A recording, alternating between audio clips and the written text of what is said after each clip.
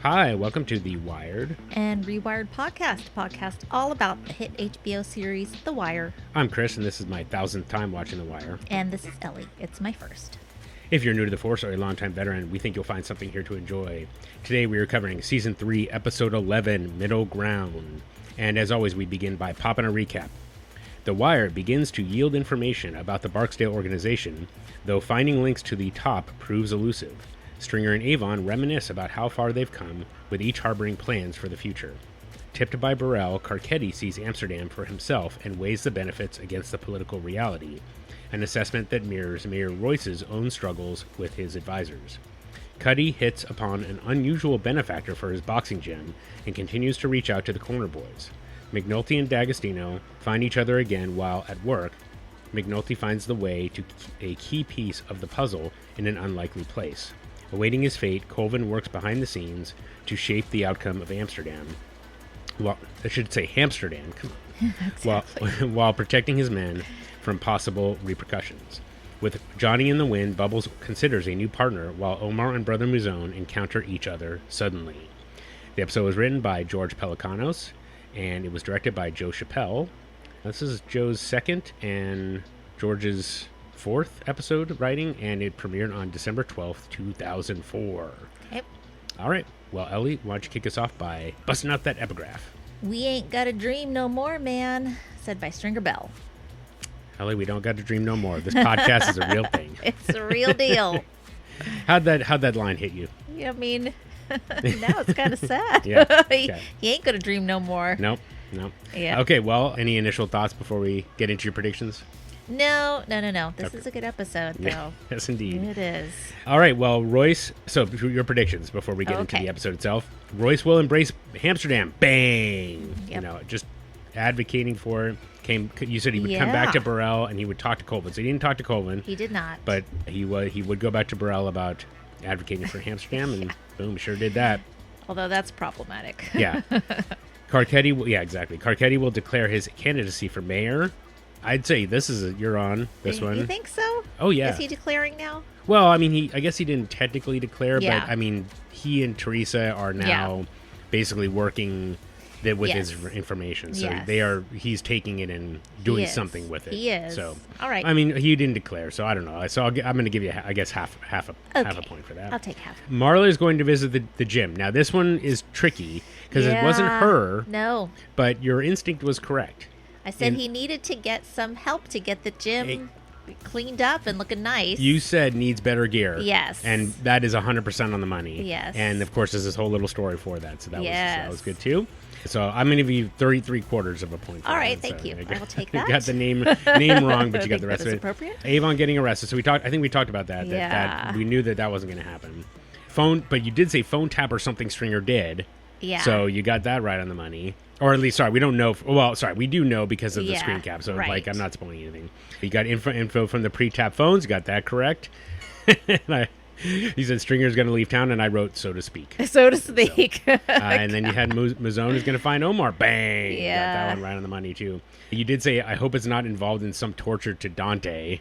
Yeah. So that was not exactly correct. We don't know exactly what. But Muzone does hint on that. So yes. So there you go. So overall, a nice set of predictions for you. You know, get back to your usual 75%. So good job there. And okay, before we get started, audio commentary from George Pelecanos and Joe Chappelle, director, in this. So I will filter those in. There's also a lot of information about the climactic scene in this episode. Mm-hmm. I will do my best not to. You gotta read all the Pieces Matter book to get everything, but I'll give you a little bit of information about that. So anyway, but otherwise, I think we can get started. Okay, well, I've got 5 storylines here for us. So we've got tag team, we've got Carcetti sees the ugly, Stringer strung out to dry, Dennis and Bubs Proteges, and McNulty is beaten to the punch. Okay. And that's what we'll end with. So Okay. let's start with our tag team here, Omar and Brother Muzone. Omar is walking alone at night with a bag of money or drugs, I don't know. He's whistling his characteristic The Farmer in the Dell, and then Brother Muzone catches up with him. At first, Omar thinks he's going to be robbed, but then realizes who it is. It's, as he calls him, Bowtie. Muzone tells him that Dante didn't give him up easily, though he's still alive, just resting. So, yeah, what does that mean? Didn't give him up easily. The two have a standoff. Each is armed, though Muzone has a much smaller gun. Muzone assures Omar that Dante is... Oh, sorry, I already said that. Eventually, Muzone puts his weapon down, and he says, "I want to ask you something, brother," to which Omar replies, "Omar listening." Yeah. I love that he always talks about himself in the third person. Pull it slowly, then toss it. Oh, I will move slow. I ain't tossing nothing. Bow tie. So whatever you're gonna do, you might as well go ahead and make it quick. I knew you'd come back. I trust you didn't lose sleep over it. Worrying about you be like wondering if the sun gonna come up. Ain't about to wild out over it. What I wanna know is how you find me. Your boy, he didn't give you up easy. Ain't no sugar water run through them veins. You kill him. He's resting. I see you favor a 45. Tonight I do. I keeps one in the chamber in case you ponder it. And that showpiece you got there. Walther, PPK, 380, double action. Hit them Walters like to jump some. As will you, with one in your elbow. That gun ain't got enough firepower to make my joint useless. It definitely won't stop me from emptying out half my mag. You might not hit me. This range? And this caliber? Even if I miss, I can't miss. I admire a man with confidence. I don't see no sweat in your brow neither, bruh.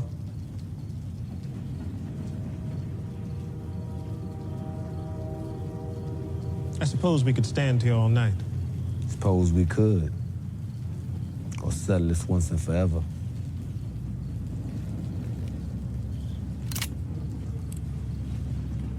I want to ask you something, brother.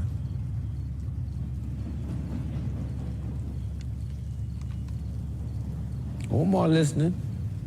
Yeah, what a great way to close that. Also, yeah, just I don't know what it is, Ellie. You probably understand this better than anybody, but what is it about essentially non-traditional grammar that makes it stand out so much, right? I know. Like he says, he doesn't say Omar's listening. Yeah. He says Omar listening, and Yeah, yet, Omar like listening. that just sticks in your brain. I mean, know. So I just love that. So a couple of notes about this from George. So he said that he meant to write the scene as a Western, and if you think about it, the scene itself is pretty kind of crazy. Like it's not crazy, but like it's just definitely out of the kind of the standard realistic, right? These two guys meet in this alley and they're kind of, but George Pelicano is a big fan of the Western genre, so he basically wrote it that way. And Joe Chappelle talked about how he embraced like some of the mystical elements. So you see some of the ways that the scene is set up, and then he pulls in slowly onto, or he'll cut, and it's a little bit closer, cuts a little bit closer, cuts a little bit closer, and then finally ends with Brother Muzone showing his gun and uncocking it and essentially calling it truce. And so so Chappelle worked with him on that. Pelicano said that discussing guns is kind of a staple of the Western genre. Oh. So that's why they spent kind of a little bit of time there. Gun. And then finally, and this is something for the listener and for me, Joe asked, by the way, I'll mention here that the audio commentary is particularly interesting because the dialogue between the two wasn't just them talking about their own stuff. Like they actually asked each other questions. And so Joe Chappelle asked Pelicanos, like, which Westerns do you like? And so he named a couple: Sergio Leone, Howard Hawks, and somebody Ford, who I don't know. Okay, I don't know any of those. No, I don't know. Well, Sergio Leone is like Good, Bad, and the Ugly, for example. Okay. So the spaghetti westerns, sure. and he called out specifically Rio Lobo, which I appreciate. And he finally said, Pelicano finally closed out by saying, publishers don't want you to write westerns anymore, so you have to use like crime stories I see. But yeah, I mean, but finally, just like to ask you about this. So you saw the scene, right? Were you ever like, were you thinking that there was going to be a duel, or did you feel like you never thought that? No, I never thought that. Okay. Yeah, I was curious about that myself. Again, like watching it the first time, I had no idea really who Brother Muzone was, so I had no idea. Oh, right. So, yes. but you did. So, okay. So maybe that's possibly why Yeah. you did that. Okay. Okay, cool. Well, I think that is oh, and then finally they actually worked, you'll hear a train in the background, but that was ambient noise from the scene. Okay. And they actually like waited for it to show because they liked the appeal of it. So anyway. Nice touch. Yeah, but great opening scene. So Yes. especially with the button on the air, you know how the scene Yes. finishes. So Okay, well, we will come back to Omar and Muzone when we get to Avon and Stringer a little bit later. So let's move over to Carcetti now. So at the police department, Rawls says, maybe we can clean up this free zone mess that was created by Colvin and hope the mayor forgets about it. He asks another officer if they're ready to move, and they just need to work to shut down all 3 zones. So Reed says, well, what's the holdup then? Why haven't they gotten a call about it? And then Burrell phones the mayor's office. In the mayor's office, we see Royce, Parker, Watkins. There's this guy who's a public health academic, and another guy who I guess is maybe the county health head honcho or something like that. Yeah. Royce still can't get over these drops in crime. He's still kind of blown away by how good it is. The secretary says that Burrell is on the phone. And Roy says, put him on hold. They argue some more. Parker and Watkins are like, hell no, this is no good. Stay away from this. It's not a good idea. The 2 health guys seem in favor of the idea. And then Royce gets on the phone with Burrell and says just to keep holding, to not do anything yet. So, shall I continue? Commissioner Burrell for Mayor Royce. I've heard enough. Hold on, Coleman. Come on, let the man talk, huh? Excuse me, Mayor. I have Commissioner Burrell on the line. He says it's urgent. I bet it is. He wants to move, Clarence. He wants to clean this shit up yesterday, and so do we. Tell him to hold. Go ahead, Gene. Look, I'm not a politician, I'm an academic. All I know is that from a public health perspective, there are remarkable things happening in the free zones. Needle exchanges, on-site blood testing, condom distribution. Most of all, we're interacting with an at-risk community that is largely elusive. I mean, we're even talking some of these people into drug treatment. And that's just what UM and Bon Secours have brought to the table. If this thing were sanctioned, my department could put public resources into play. You people can't see the forest here. Odell? When the story breaks, the ministers will surely be against you. And most of the city council will be walking sideways away from your administration. And my guess is the governor and the legislature will use this opportunity to piss on the city from a great height. And Washington? Oh, can you imagine how far the United States Department of Justice is gonna crawl up your ass behind this? Crime is down, Odell. Medical people tell me this could work. I'm in a 14% decline in felonies citywide. I might be untouchable on this. Now, look, we need to think. See if we can keep this thing going without calling it what it really is, huh? Jesus. Oh, now, there's got to be a way. I want you to talk this thing out. Hey, thanks for holding. I'll mention one of the African-American man that we only see this one time. He was actually a former mayor of Baltimore. His name was Kurt Schmoke. Oh, the guys of the county health. Oh, really? Yeah, his name was Kurt Schmoke. Okay. And he was one of the first people to advocate for treatment-based initiatives as opposed to just putting him in jail. Yeah, prosecution-based initiatives, and it essentially ended his career, his political wow. career. So it's quite amazing. Oh, interesting. So and then wow. of course, like 30 years later, that's essentially where we are. Yeah. So he was 100% right on. I mean, you know, it's not like you have to. This is going to come as a surprise, but like the notion of treating drug addicts as anything but needing of treatment is ridiculous at this point. So the fact that he was on top of that, but of course, like at the time when he proposed it, people were like, "What are you crazy?" Yeah. And, like more punishment will clearly solve the problem. Yeah. So those people were obviously wrong. So anyway, so I'm glad they included him here because I definitely feel like that's pretty cool. It's a little bit of like, hey, this was your idea, so let's make sure we give you some credit. So I love like that. That's pretty neat. Yep. Okay, well, Burrell tells Rawls back at their office that he thinks Royce is stalling in an attempt to put the police department in the, quote, guillotine.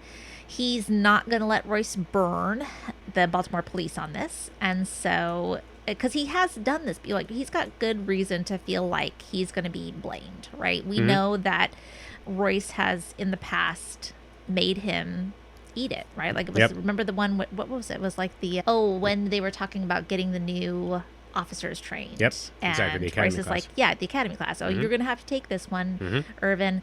Anyway, so he's going to call up a, quote, slick little bastard that he knows. And I think we all know who he's talking about. Yep. Sorry, just to back up though, like, it wasn't, I think it was the last episode where he explains to Royce and he says that'll be all Irvin. Royce does. Yeah. And so it wasn't just the academy class, which of course that was true, but like this one he's like, no, you're screwed on this as well. So he knew like that was his last message to him. Yep. So yeah. Well, Burrell meets with Carcetti for lunch, tells him all about Amsterdam, and the reasoning he says, the mayor pressured us like crazy to reduce crime, and that went all the way down the line. Everybody was feeling that, and Colvin, in this case, he didn't do well with that pressure. He lost perspective, he says. Carcetti asks why Royce hasn't had them close Amsterdam down yet, and Burrell explains his fear that Carcetti's going to lay the blame on him, as he has done before. Yep. Burrell asks Carcetti to give the story to Gray, since Gray is going up for mayor. But Carcetti's probably not going to do that. He tells this to D'Agostino. She says, maybe you should talk to Major Colvin if Burrell's painting him as a villain. Carcetti then manages to get Colvin's cell phone number by calling his office. And you just let me know if you want to interject anywhere here. Just one little note is that Joe Chappelle talked about how he tried to flip the dynamic from their first meeting in episode 1. Okay. So they tried to switch it up, which I don't know that you'd have to do like a shot by shot. Maybe I'll do that. I'll do a little shot by shot. It totally is. So, it is now Burrell is in Carcetti's seat. It's interesting. Exactly. It's done well. Yeah. But that's it. Okay, Carcetti's unable to get a hold of Colvin. Colvin was off that week, as we might remember, until further notice. So he eventually visits him at his home, where he's reading the paper on his front step of his nice lawn, nice little house he has. He gives Bunny a chance to tell his side of the story. And then we cut to Royce's office, where everyone is still up in arms about this free zone idea. Royce is trying to still find some way to spin this so it sounds good, so that they can still be considered a law and order administration. He talks about some middle ground that maybe hasn't been explored. That's the title of the episode, Middle Ground. We see Watkins, though, and he's just looking like, what the hell is this man thinking, right? Like, this is not the direction this should go, and you can tell that he's just becoming further disenchanted with Royce. Yeah. Colvin takes Carcetti on a tour of the Western District, showing him how peaceful and empty his corners are now. They go to the district's headquarters and view real police work, as Colvin would like to call it, being done in catching a felony church burglar. Church? Why do I have the word church in there? That's what he said, church robberies. Oh, he was, church robberies. Okay. I was like, did I make that up? Then they go to a neighborhood council meeting where the community relations sergeant, Ford, is that his name? Yeah. Okay, is taking their concerns, and their normal neighborhood concerns about noise. Can my son have a snowball stand? Things like that. Like you should have at a council meeting. Yeah. And then one woman gets up and she talks about what Colvin had previously described, as we said, as real police work. She talks about how back in the day, a white officer would just, and actually I love, because Ford tries to move on, and she's like, I'm not done talking. Yeah. So good. A white officer would just sit and talk to her mother, and how they haven't had that sort of thing for a long time until recently, and she names the sergeant. And so it seems like proof that Colvin's experiment is working so far, until we continue on. Yep. That's the most significant drop in crime in this district in recent history. We still got some hard-looking boys out on them streets. And Sergeant, them little mini motorcycles? They're keeping me up at night. We're working on that. Look, I have been living in this part of the city my whole life, and I can tell you something. We weren't any angels when we were kids. And those are hard boys you're talking about, half of them, they just playing gangster. They ain't no different from what we were. Shirts and drawers a little longer is all. Now, one thing I do miss about my neighborhood, I'm talking about the neighborhood I came up in. See, we knew the police. See, we had a white police officer. Our house was on his beat, on his foot beat. And he would be sitting out talking to my mother damn near every night. I mean, just sitting out on her stoop, just talking. And I'm telling you that this man, his name was Frazier O'Leary. You know, he even knew my grandmother by name. Yes, you know? ma'am. Let's move on to the tip line information. I'm so sorry, baby. I'm real sorry, but I was not finished. You see, 'cause I'm gonna tell you something. I have not seen that face-to-face policing in a long while, in a very long while, until last week. A young officer, black officer, came by my stoop. I was sitting out, gave me his card. His name is Reggie Ballard, is his name, right? And he sat and he talked to me. We just talked. And see, now I know his name and face, and he knows my name and face. You see? And I'm gonna tell you something. That is how it should be. My son would open up one of them snowball stands on the street. Do we need a permit for this? They leave. Colvin asks why Carcetti's so interested in his district, seeing as it's not his own. He wants to know Carcetti's motive. And Carcetti gives him a little BS about the Public Safety Committee. And then Colvin points to a former funeral parlor that was once segregated for whites only. And he tells Carcetti a story about the owner, Mr. Stryker, who refused to service black people. Somebody asked Stryker if he would ever serve blacks at the funeral parlor, and Stryker claimed, and while Colvin relays this, he shakes his hand, you know, like it's, you know, quivering like Stryker would have, and says that he would service them under the condition that he could bury them all at once. And Carcetti looks kind of repelled. He cannot really understand why Colvin is laughing until Colvin explains that he respected Stryker's honest racism, as, you know, most people don't act honest about it, and he likes to know where somebody stands. In this case, he knew where Mr. Stryker stood. Why you really down here, Councilman? I mean, this ain't even your district. I'm interested. And I have the Public Safety Subcommittee.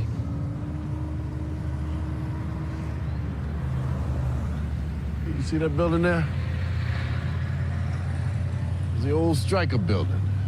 It's a funeral parlor. Last stop before the cemetery for West Side white folk. Back when there was still some of those around. About the time that Jim Crow was breaking up back in the early 60s. Somebody asked old man Stryker, they say, Stryker, you gonna change your policy and start burying black folk? And Stryker said, yeah, on one condition. I could do them all at once. That's sick. But you know something? I had a lot of respect for that man. Because unlike most folks, I always knew where he stood. I'm doing my job.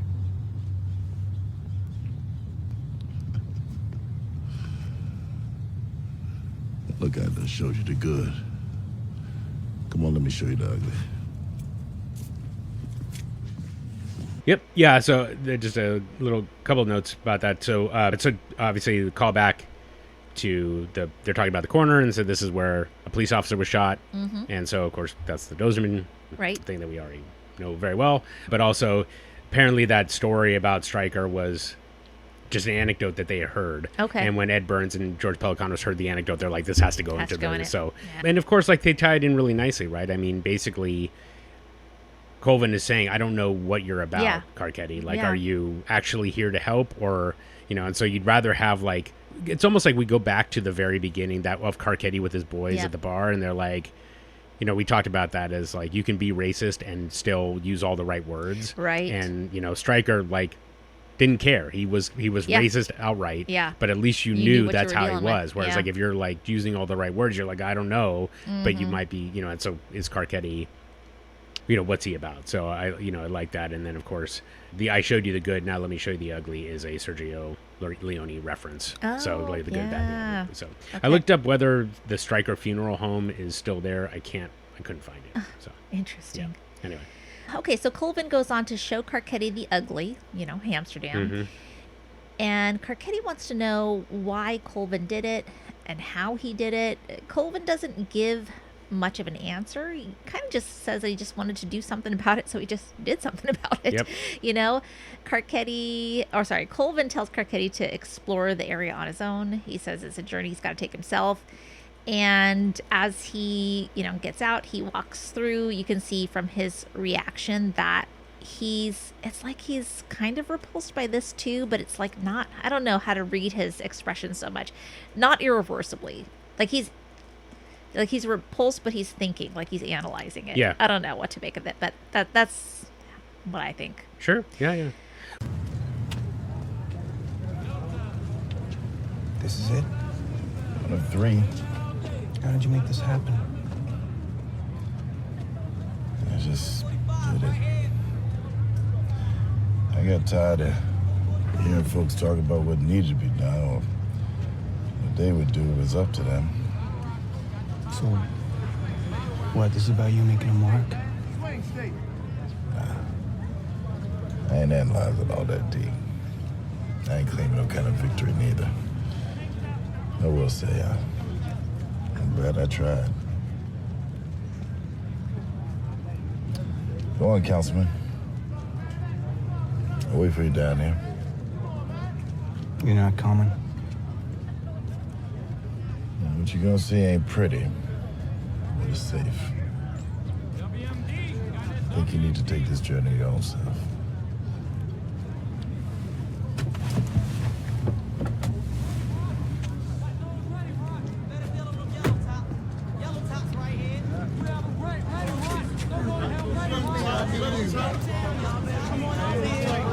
Well, so the thing about that, sorry, were you done with that scene? No, go ahead. So what's interesting, it's that you picked up on that, is that was a deliberate choice by Chappelle. Okay. Because we already know what Amsterdam looks like. Yeah. And I can't remember if it was this one or the one the Deacon was walking through. Yeah. But there's like a woman just like putting on her shirt or Oh, whatever, yeah. and whatever. So we already know all about Yes, or essentially when the ugly. reporter walks through. Yeah, too. exactly. Yeah. So we've seen it. Yeah. What he wanted to communicate was Carcetti's reaction. So they actually have it like close up and he's just looking around and he has to respond to everything that he's seeing. And that way you kind of get the feeling of this is what it looks like for somebody going through it the very first time. Yeah. And so that was an important choice, and I think it worked out really well because, like, as I said, like if they had just shown him like walking through, as we've seen dozens of times already, or not dozens, but like Bubbles and then the Deacon and whoever else, like it's not really going to tell us anything new. This time it does tell us something new. So I thought that was really smart.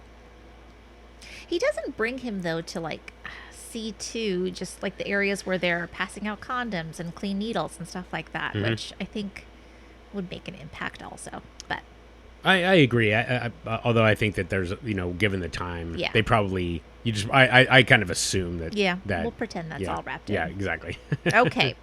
I'm going to move on to Stringer strung out to dry. Okay. Here we go. Okay, Stringer meets with Levy to try to figure out why he hasn't gotten these empowerment grants since Senator Davis practically guaranteed them. Levy starts to ask if he heard some familiar lines, the faucet, the golden goose. I know, if he ever talked to some guy at the federal office, doesn't even know what office the guy was in, he came down to the lobby.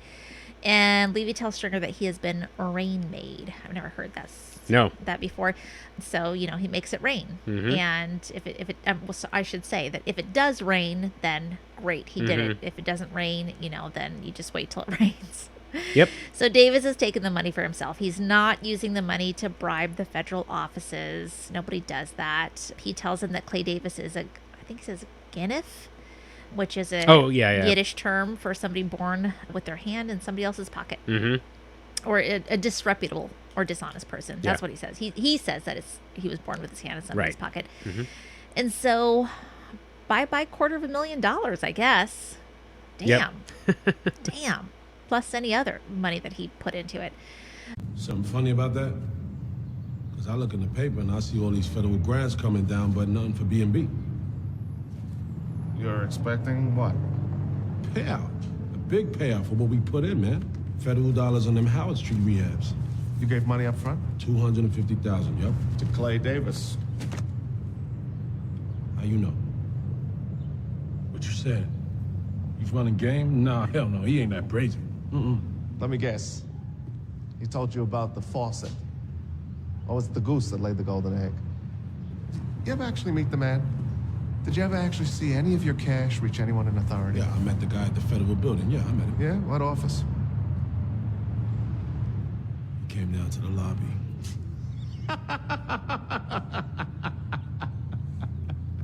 He rain made you. A guy says if you pay him, he can make it rain. You pay him. If and when it rains, he takes the credit. If and when it doesn't, he finds reasons for you to pay him more. Clay Davis rain made you. No, man, he got them building permits in no time at all, man. I mean, we bribing these motherfuckers. He got the city contractor's money back. How much? $35,000 so far. $250,000 you gave him. For bribing the motherfuckers. There are no bribes. You really think a state senator is going to risk his salary and his position by walking into a federal office with a briefcase full of drug money? I seen Chunky Coates. Chunky Coates gets his grant money same way everyone does. He fills out applications, he makes sure the plans meet spec, then he prays like hell. This is an old game in this town. And Clay Davis, that Gonif was born with his head in someone's pocket. Just wish you'd have run it by me sooner. Okay, so Stringer comes into the Barksdale hideout looking for Avon. There's a new guy who doesn't want to let him in, which makes him all the more annoyed. Mm-hmm.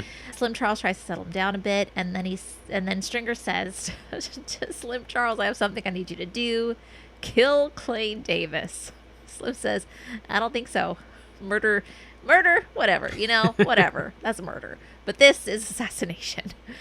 Avon comes in, says that Slim will have to sit this one out, and reminds Stringer that killing a downtown man like Davis would incur the wrath of police and feds, would require a Day of the Jackal type assassination in order to pull it off. I had to look that up. Day of the Jackal is a 1971 political thriller by Frederick Forsyth about a professional assassin who's contracted to kill Charles de Gaulle.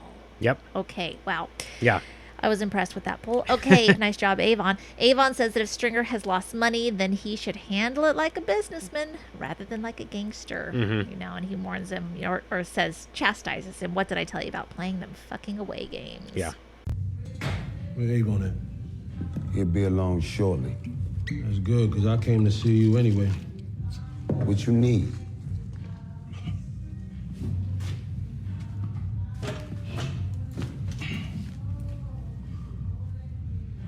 I need you to hit somebody. Who we hitting? Clay Davis. The Clay Davis? Downtown Clay Davis? That's supposed to mean something to me, man. That nigga needs to be got. Shit, string murder ain't no thing. But this here's some assassination shit. I tell you getting somebody, you getting them. I ain't asking. Damn, String, I don't know. Nigga, I gotta remind her who the fuck you work for. Hey, I think Slim gonna have to sit this one out, boss.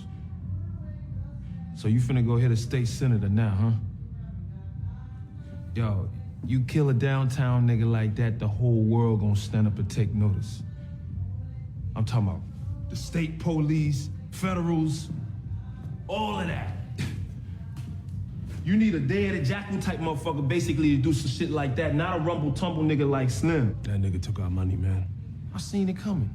Well, he gotta go. Nah, you a fucking businessman. You wanna handle it like that. You don't wanna get all gangsta wild with it and shit, right? What'd I tell you about playing them fucking away games? Yeah. They saw your ghetto ass coming from miles away, nigga. You got a fucking beef with them? That shit is on you. Yeah, so just to back up, if you don't mind, a little Sure. bit to the Levy conversation. So first of all, because I was like, oh, I'll just add that at the end, but no, I have like a million things here. so this is where the two guys on the audio talked about like when they decided, the writers, did you like figure out Stringer's fate?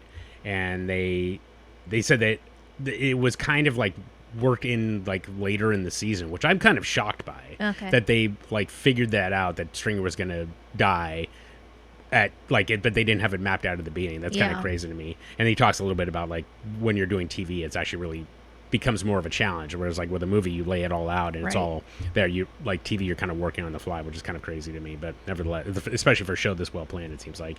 But this was really important to show like Stringer being trapped.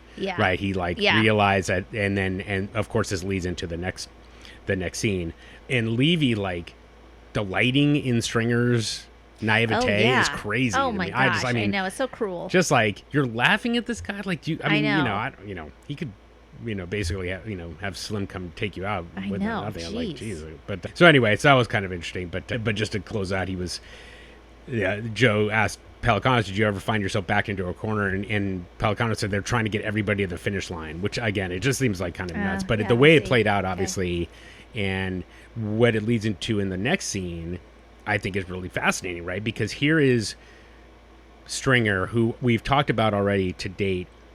He uses violence, not indiscriminately, but he definitely goes to it with, regularity. Yeah. Right? For sure. D'Angelo, Yes. Wallace, Yes. whatever. And so then, for him to, but he's doing business, and he doesn't kind of reconcile that when you're in business, you have to, like, if somebody fucks you over, you have to sue, right? Or whatever. But of course he can't because he did it illegally. Exactly. So that's a whole separate problem. But of course, and he doesn't think about, well, what would be my legal side approach to this?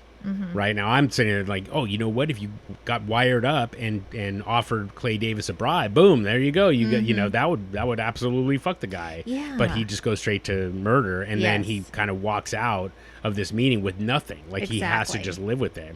And Avon, for whatever reason, doesn't seem to care that they took $250,000 of their money. He just kind of said, that's Stringer's problem, Stringer's money, which is I don't know how the finances work exactly. But and then I just thought one touch on this that was hilarious was Stringer pours whiskey into a plastic cup and drinks it. That's how desperate he was for a drink, which I thought was funny. But and then of course I appreciate you bringing in much more detail than I had on Day of the Jackal. I knew the reference. I actually started to watch it. It's a slow movie. Oh, really? Okay. But yeah, and never heard of it. Yeah, and Slim's comment: "Murder ain't no thing." I This know. is that you draw the line on killing somebody who's got a specific job. So anyway, but again, another great scene, and and now that the rift, like whatever kind of bond you think seem to have seen in the last couple of episodes after Stringer reveals that he had D'Angelo killed, it's now clear that Avon, it was all for show or whatever. Like Avon, I think and this is kind of what you said before, was Avon's going to try to push him out. So Avon was just kind of playing the long game with him, and now here he is. He's like, no, you are on your own. So you mess this up, you fix it for yourself. Yep. Okay, well, Stringer's in a car at night. We hear that a meeting has been arranged. We hear the fat man want to parlay. Is that Prop Joe then? Yep. Okay. Then Stringer comes out to a cemetery and meets up with Colvin. He has sent him info on Avon. In the meantime, Stringer's call is being monitored by Freeman and Caroline. We'll have more on that later when we get to Major Crimes. Stringer claims that Avon's like a brother, but he cannot let him continue his war with Stanfield. We also have at this moment Carcetti calling Colvin over the Amsterdam mess. We talked about that. Stringer says, anyhow, because of the Amsterdam mess, that's the reason I felt like I could tell you about this. Okay.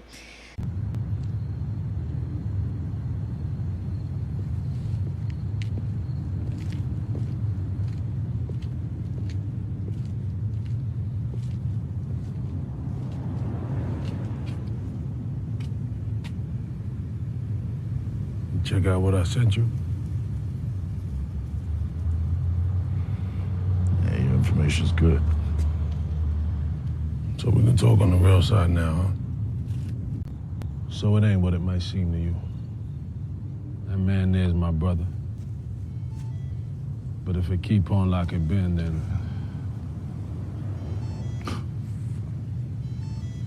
You got problems? I stirred up some shit with this Amsterdam mess. That's because you was behind that. That made me come to you with this. Look like you and me both trying to make sense of this game. Speak your mind, Russell. Stringer tells Colvin about all of the weapons of mass destruction that Avon has been... They're not weapons of mass destruction, but just like a lot of weapons he's been stockpiling for his war with Marlowe. And then gives him the address of where to find it and where to find Avon.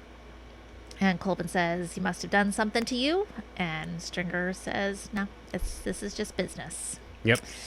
Oof. Yeah. Wow. My man's still on paper. I can put him in a spot that got heavy artillery. I ain't talking about pistols. I'm talking about mini Tech 9s, shotguns. They even got grenades in that motherfucker.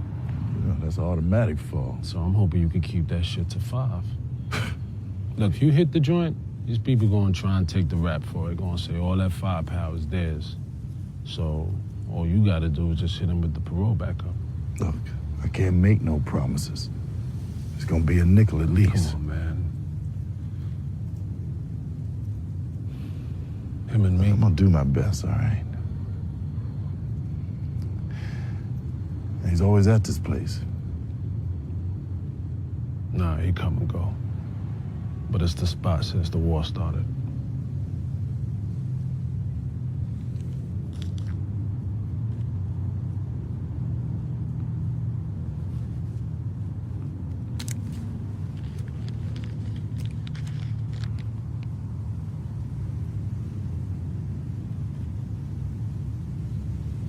Must have done something to you. Nah, it's just business. So I think you did skip the scene where he's in the copy shop. Oh, I did. Which is okay. Did you have anything about that? No, I don't have that in Okay. here. Okay. Well, it's kind of a minor scene, except to say that. So he breaks his pencil. Right. He's like I tapping. have that actually in Major Crimes. Oh, okay. Okay. Sorry. Oh, okay. Yep. Okay. So I'll go. Fair enough. When we talk about, because it's Freeman and Caroline that are monitoring this, so I'll talk about that when we get there. Okay. Well, in that case, I will go. I will stay. Sorry, I had a really hard time stacking this. No, that's okay. No, Scene by I mean that's scene. no. I know it's all intertwined. So just but it is important, I think, because you're going to talk about Muzone and like talking to Avon. Yes, but that comes next. Well, but the thing is that this scene in the cemetery is intertwined with it, right? Which I just thought was like incredible. Yeah. And then so okay, we'll talk about that in a little bit then. And then I think the only other thing I just to mention, I wasn't sure if this was the same graveyard as when Omar and Brandon met with McNulty and Greggs. I like to think that it is, which I just thought was kind of cool. Not that it means anything. It does. It does make you. So they wrote it to be in a cemetery. Okay. So that was kind of interesting, and why they had it there. I guess I don't necessarily know. Yeah. I mean, symbolism being like, are these guys both doomed? Maybe that's the symbolism behind it. But I just thought, but of course the setting is beautiful. It's just amazing stuff. Yes. So yes, the large tombstones are walking between. Yeah, and I guess I'll mention here though that Idris Elba, I think we talked about Idris Elba in learning about his fate. We talked about when Michael B. Jordan was killed, as Wallace was killed. David Simon went to him and gave him the script, I think, directly and said, you're going to die here. And he talked about like how this is important for the show, but you will be all right. Trust me, you'll be okay. Mm-hmm. And in this situation, Idris just learned about it when the script came to him. Oh my God, way. And in fact, Idris had the script but had not read it. So David Simon called him because he wanted to deliver. David Simon wanted to deliver the news directly.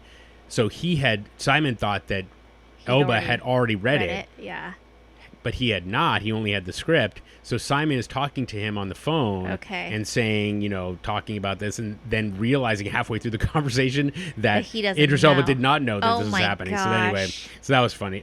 Funny. I mean, and I think the thing too that, and I'll get into a little bit more detail, but Idris Elba had a hard time with this decision. Okay. And yet the performance he puts together in this episode is incredible. Oh, it's so good. And this one in particular, like this scene in particular, he's just, you can see, even though he plays it really still, like I feel like Still Waters Run Deep, it just really, really shows like that he is communicating a lot of emotion underneath the surface, and I just it's just a great stuff, and he and Robert Wisdom are just terrific. So, it is kind of amazing that I feel like Robert Wisdom being the mechanism kind of that Stringer uses to essentially go and take down Avon. It's just kind of a fascinating how that worked out, essentially. So, yeah, I think that's all I've got for that. Okay. Well, as you mentioned, in the meantime, Avon's in a barbershop. He's getting a cut and fresh shave. They take the towel off his face, and we see that Brother Mouzone has come to visit. The barber and his assistant quickly leave. Avon remarks that Mouzone looks healthy, and Mouzone says, "Your man set up Omar to come after me. We know who your man is." Avon offers to pay for Stringer's actions with money, and under his breath you hear him say, "Proposition Joe package." So Avon says, "My man made a mistake, I'll pay the cost." Mouzone says, "You need to keep up your word and reputation if you still want a line to New York." So we know that money's not going to work here. What he's got to do is give up Stringer. Yep.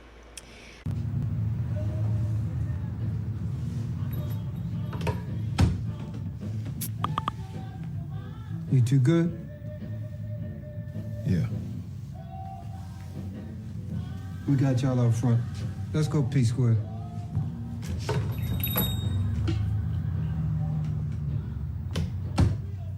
You look healthy. For a man who was gut shot, you reached out to a third party who engaged me in the purpose of holding your towers. That third person's word was your word, as he represented you. That's right. And I ran those East Baltimore gentlemen off. I held up my end of the agreement, at least for as long as I was physically able. You did? Your man then set up a meet at Butchie's bar. Your man told Omar Little that I was responsible for the torture of a young boy who was close to Mr. Little's heart. Your man, in effect, sought to have me hit. Omar told you that and you believe that motherfucker? He doesn't strike me as a man who would tell stories, even at the point of dying. Shit. That Proposition Joe package. The inner workings of your organization don't concern me. If there's a way, if my man, if he made a mistake here, then I'm willing to pay the cost.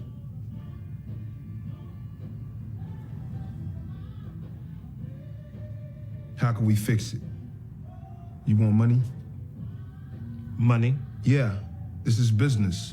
Business is where you are now. But what got you here is your word and your reputation. With that alone, you've still got an open line to New York. Without it, you're done. So here we go. Yeah, sorry, just a quick Go note for on it. that. So first of all, I think one thing that's important too is that I think it's not made explicit, but in the line to New York is a reference to like a drug connect. Right. And I think that from Avon's perspective, he is not thinking about the co-op anymore as an option. He needs a line to New York. And so, because Stringer has told him that they're going to cut him out. And he's like, okay, well, I got a line to New York instead, so I'll use that. And so that's why Avon here is trapped as well, right? Because it's either give up the fight for the corners or give up the line to New York. And now he's got nothing. He's got nothing either way. And so Mouzone is basically putting him essentially into a box. There is one moment when Mouzone basically stands up and puts his hands by his side. Right. And I wasn't quite sure if that meant he was going to shoot Avon there right then and there if Avon didn't give up Stringer. I couldn't. I mean, it's a curious thing. I don't know if Avon was ever really threatened, but obviously we know what ended up happening. Yeah. And so he took the threat seriously. I don't know if it was just Mouzone saying I'm cutting you off from New York, or if he was actually going to kill him. Yeah. As if you're going to pay the cost, and the cost is your life, essentially, because that's the only thing that's going to make this right. Yeah. So I don't know. It was certainly, though, the scene itself was, God, so much tension in it. In is. that I mean, scene, the minute they take the towel off his face, you see he's kind of startled, but quickly controlled. Yeah. It's so good. And again, Wood Harris's hands, are they getting bigger? They're so big. They're so big. Okay. Anyway. Okay. All right. Oh, I love this next scene. It's so good. Avon and Stringer meet up for a late night drink at Avon's luxurious apartment. They're outside. Stringer apologizes for not dealing with Marlo earlier. They start telling stories about stealing stuff when they were young, like a badminton set that they had no use for. Stringer starts thinking about what life would be like if he had the money he has back then. Mm-hmm. And Avon says, just dream with me. Don't think about that. Stringer tells him they don't need a dream. And this is where that epigraph comes in. Because they have so much now, including real estate. Yep. Stringer tells Avon he can't drink too much since he's visiting the development site the following day. Says he wants to talk to Krawczyk and find out what he knew about Davis. And God, all of this is played. The way that they are kind of making side eye contact, but no eye contact, and talking familiarly, but not reminiscing, but something is under the surface. It's done so well. It's just this amazing dance that they do through this. Anyways, Avon asks what time Stringer plans to meet with the property developer. So, we know it's because he's going to be telling Mouzone where to find him. Mm-hmm. Stringer kind of stutters. He's a little confused about why Avon is asking this. He's kind of like, noon. And Avon tells Stringer to relax more. Stringer says he will as soon as things settle down. But he says, I don't take this work too seriously. Mm-hmm. Yeah, right. Yeah.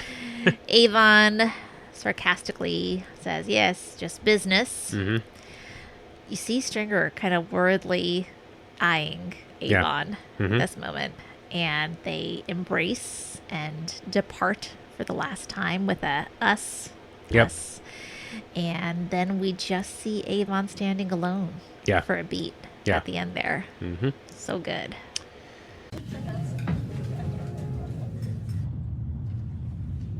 Damn, man, I missed this crib already. Yeah, well, you spending a lot of time at the other spot doing what you gotta do. Yeah.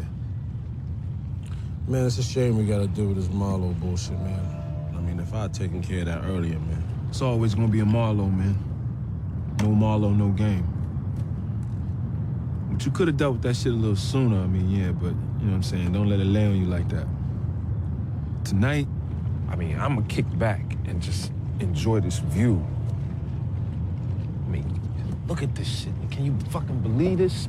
I got a crib that's overlooking the harbor. This is the same place we used to run through this motherfucker. We had every security guard in there following us. As they should have. True. True. And then there was that one time, nigga. Toy store? Hell yeah, I told your ass not to steal a badminton set. What you gonna do with a fucking net and a racket? Hey, we ain't got no yard. You're like, yo, that white boy ain't gonna jump over that counter and come chase after me. He sure did, and though. He said, I said, what the He was on your ass like Carl Lewis. Fist was balled up. Your ass was running too fast as you could. Punching yourself in the chest, looking all mad and shit. That shit was crazy, man. Right here, too, man. Right there. God damn. Can you imagine, man, if I had the money that I have now, man, I could have bought half this waterfront property. God damn it. Yeah, forget about that for a while, man. Just dream with me. We ain't got to dream no more, man. We got real shit. Real estate. We can touch.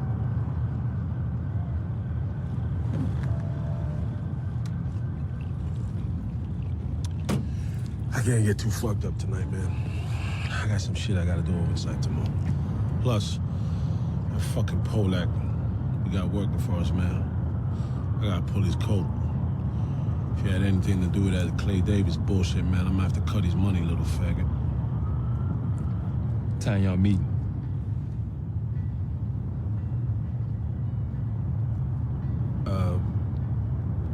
What time? 12? I think. What? You need me to do something for you? Nah, I'm just seeing where you're gonna be at. You need to relax more, man. When time is right, I will. You know I don't take my work too seriously. That's right. It's just business.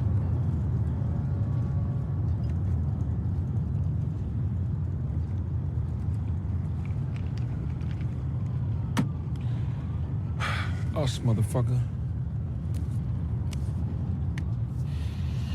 Us, man.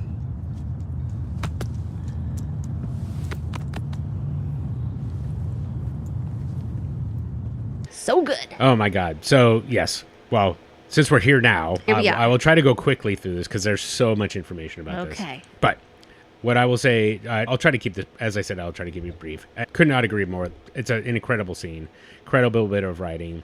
And Pelicanos himself said of all the work he's done, this is probably the one he's most proud of, including like his novels and stuff, which is kind of amazing.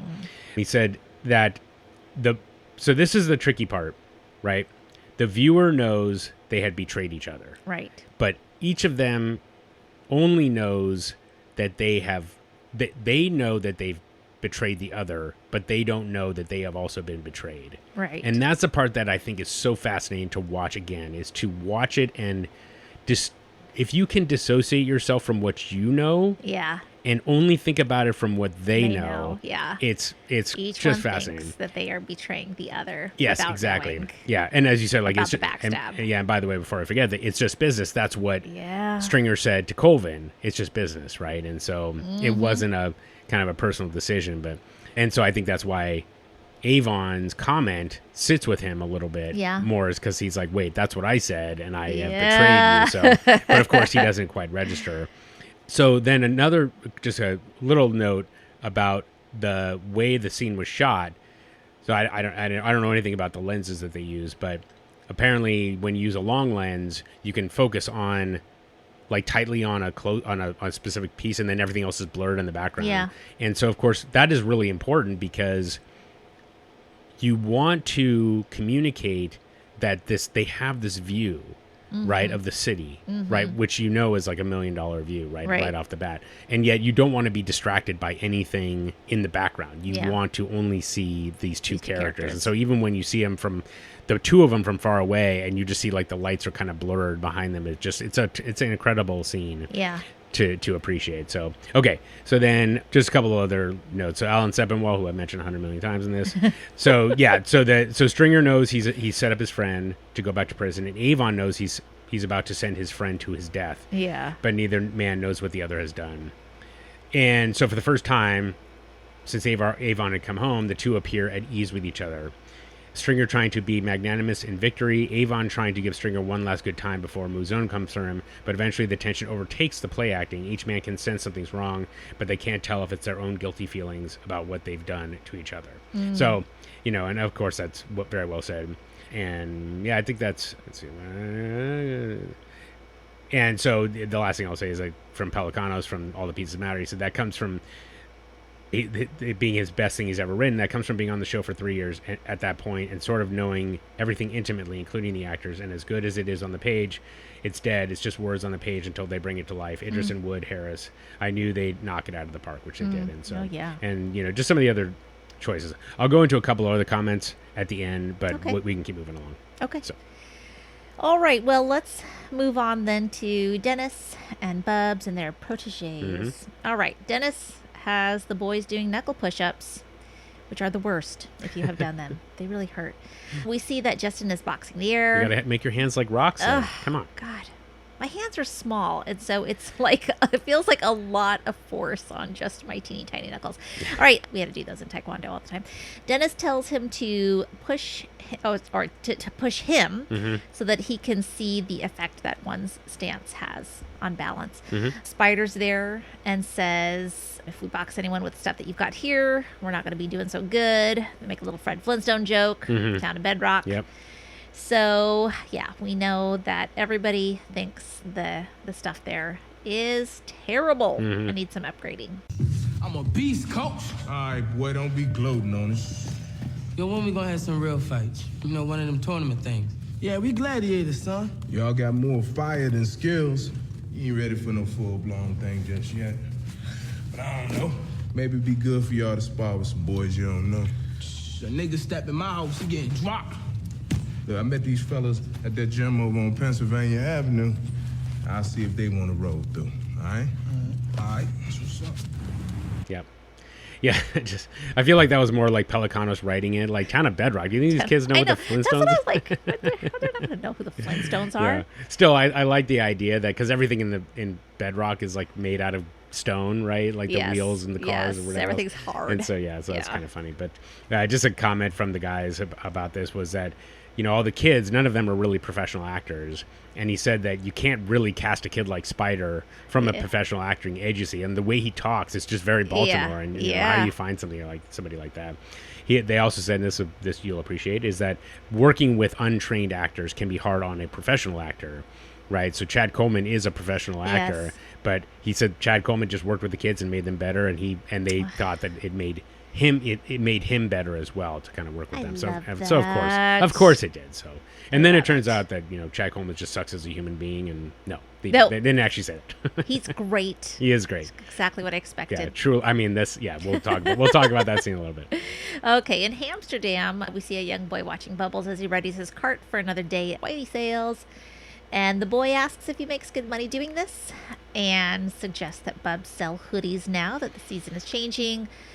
Bubs asks him where he lives, and there's a pause there. He doesn't really answer, so we kind of know he is probably experiencing homelessness. Mm-hmm. Okay, back to Dennis. Dennis comes up on Bodie, who has heard that he was opening a gym. Dennis says he was hoping to talk to Avon, but given how he left, he's like, I can't just walk into his office. So Bodie calls to arrange a meeting for them. Meanwhile, Johnny is still getting high as a kite in Amsterdam. The guy who is with him tells him that if he keeps slamming shit like that, he is going to fall out one day. Mm-hmm. Johnny says he's fine. Yep. But then he hears Bubs' voice through the window, and he looks out the window and looks down. We see Bubbles selling teas, and the boy is there helping him bag them up. Mm-hmm. So he's kind of taking him on to help him out, which I love so much. I love kindness. Yeah, Makes sure. me happy. Yeah, sure. Bodie brought us. The man with the hands. I heard you was opening up a gym or something. Yeah, trying to. I'm looking to get up with Avon. Thought you was out. Hey, man, that's why I came to you. I mean, I feel like the way we left it, I can't just roll up on him, man, you know?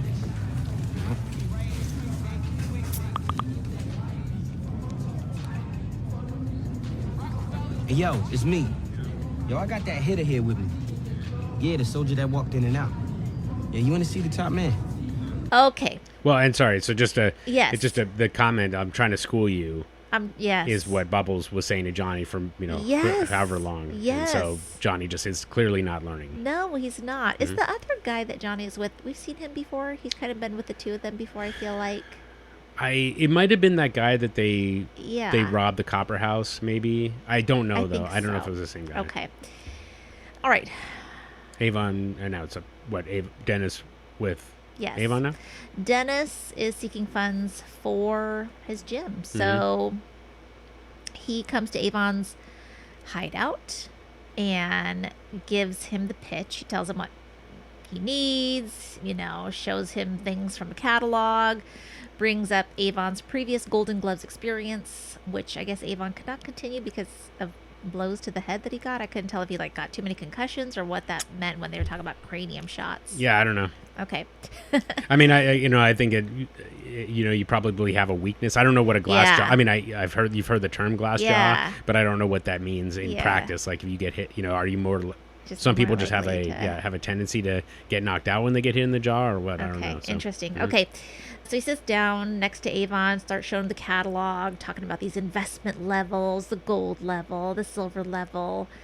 But Avon finally is just like, I don't have time for this. I don't want my name on anything. How much are you talking about? And then Dennis very hesitantly says $10,000. And Avon and Slim Charles start laughing, and they give him $15,000. Yeah. And Dennis is shocked. They do the bro hug, and Avon tells him to take care of his young charges. He doesn't say charges, but I'm saying charges. And there you go. Dennis has $15,000 for his gym. Yeah. It's awesome. Boxing gym, huh? Ain't a proper one yet. Why I asked to see you. So what you know about taking care of something like that? Not a damn thing, but I know that's sweet science. And I got some kids who are interested. But what I got a need for, bro, is equipment. Man, these kids gonna get rained on. They need headgear, they need guards, cups, you know, so they can take the hit. Sure, you know what I'm saying, man. I seen your picture on them Globe posters back in the day. A little undercard shit, maybe, you know. Yeah, but still use golden gloves. For a minute, but I had physical defects. What, you got glass jaw? Nah, forehead, nigga. Cranial shot to do you wrong, man. Yo, look here, man. You see the new heavy bags? Look, freestanding, man. All you gotta do is add water. Then you got speed bag right there, right? You got this headgear right here. It's new. Look, protect the cheek and the chin, you know? Now, I know I can go around and collect $1 here and $1 there, but I'm trying to put together a select group of people, right? I call them my Gold Circle Club. And they gonna make a substantial contribution and just get this thing rolling right.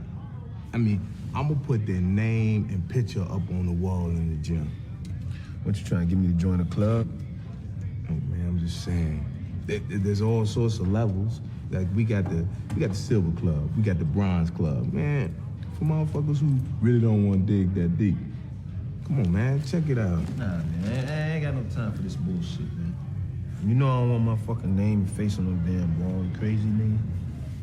How much money you talking about?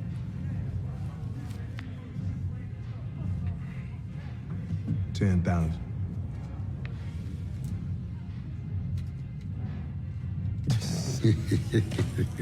You go through all that for 10,000? Man, Slim, go get him 15,000 cash, man. Yo. Shit. All right, then, man.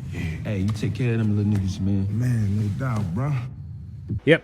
So just a little note about that is that apparently George Pelicanos used to do some kickboxing, so he knew the equipment pretty well. Yeah. But the important thing is that I can't remember if we talked about this last episode, maybe episode before, is that, you know, sports and athletics are a way out for some of the for these young kids, and so they thought that boxing was the way to do that, was the way to demonstrate that if you get the right tutelage in the right, you know, the right activity that appeals to you, this is a way for you to potentially get out of the you know, essentially the muck that is the drug game, right? that kind of spiral. So I thought that was, you know, an interesting way to look at it. And of course, like, I think that the boxing being what it is, I mean, it's fascinating to think about. Like,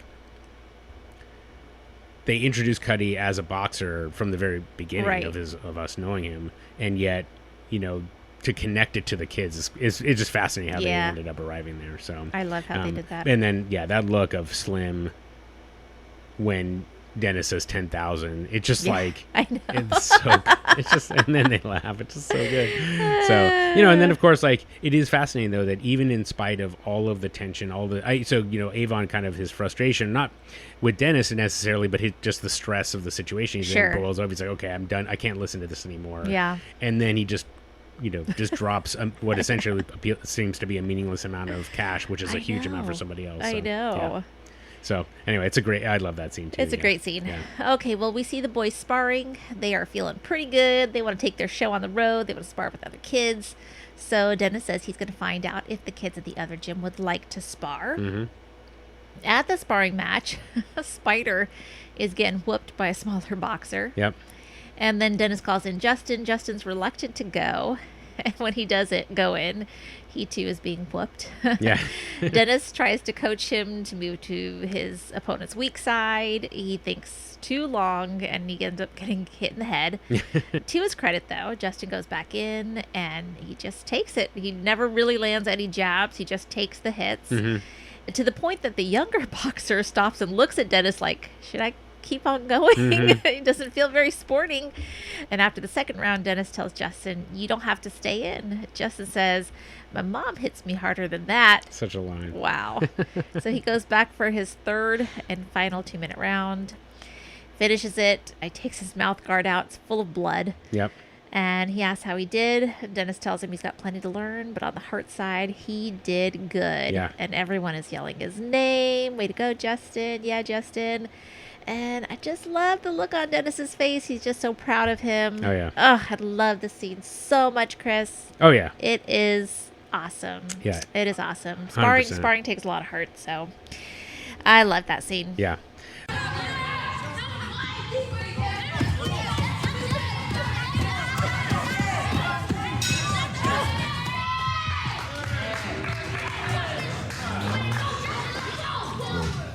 Ain't no need to go back out.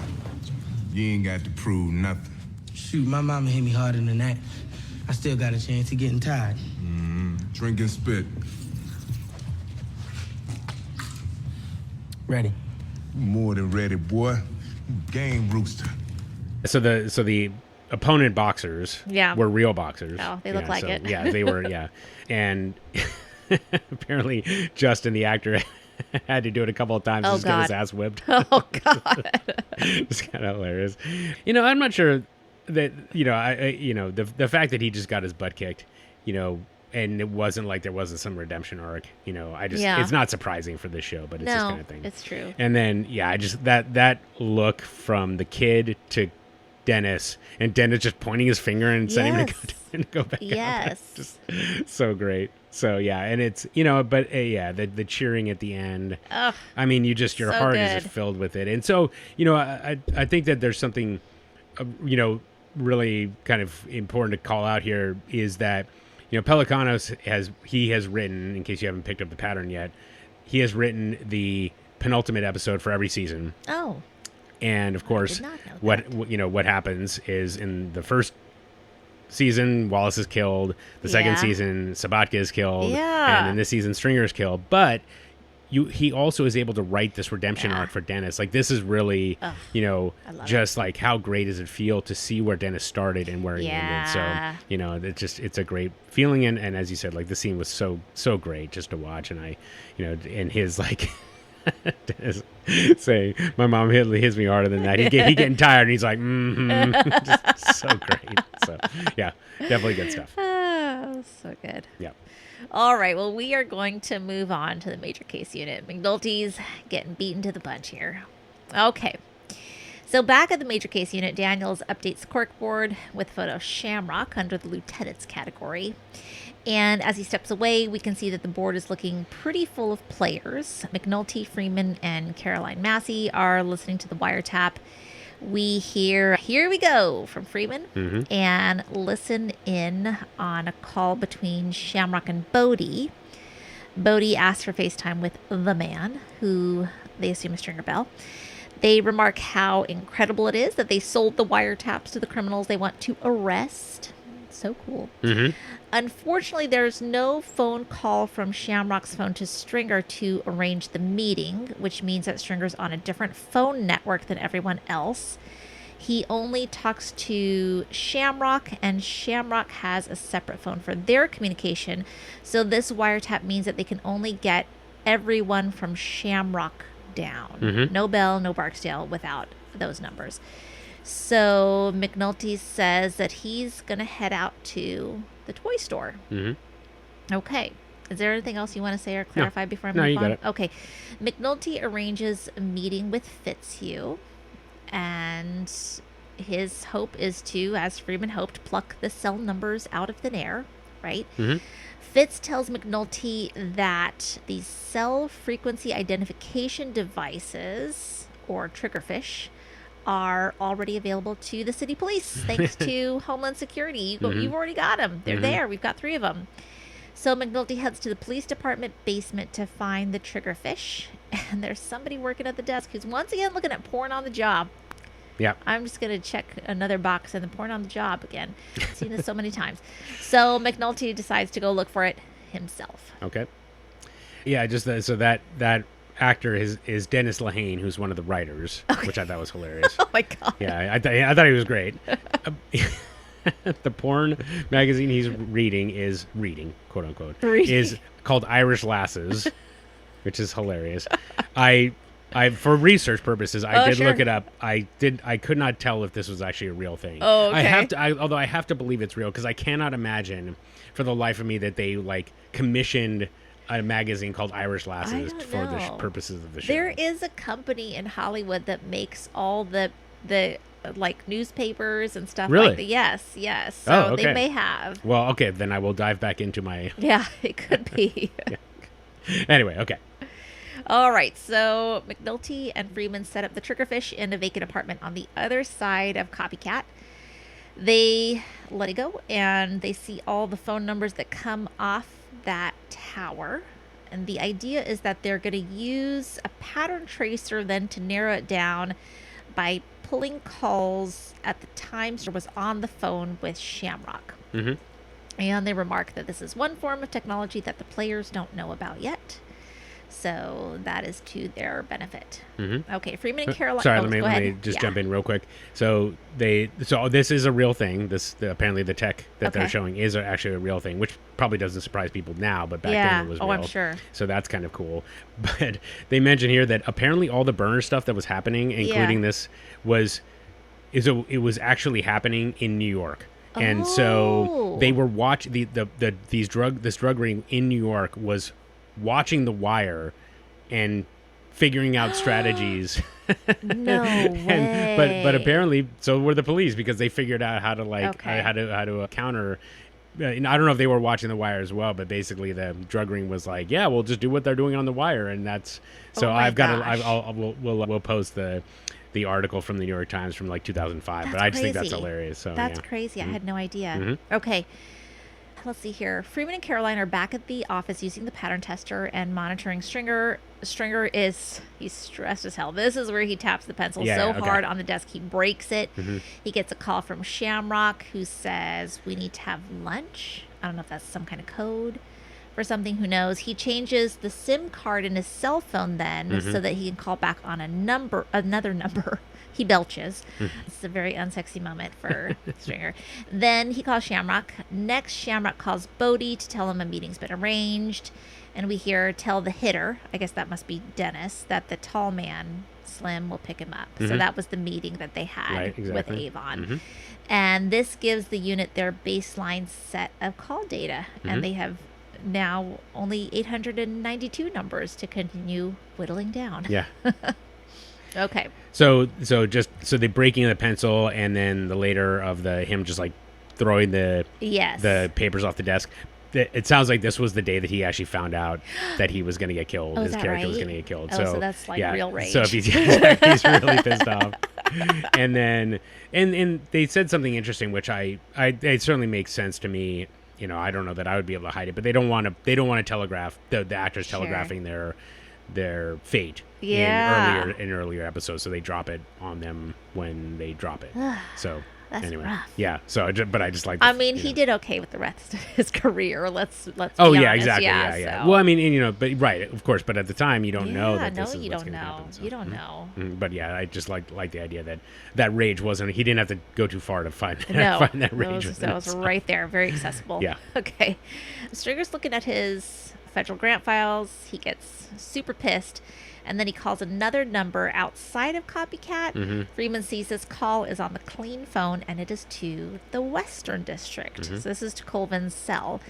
And Freeman wonders if they should be worried, and Jimmy says, nah, because he knows what's up there.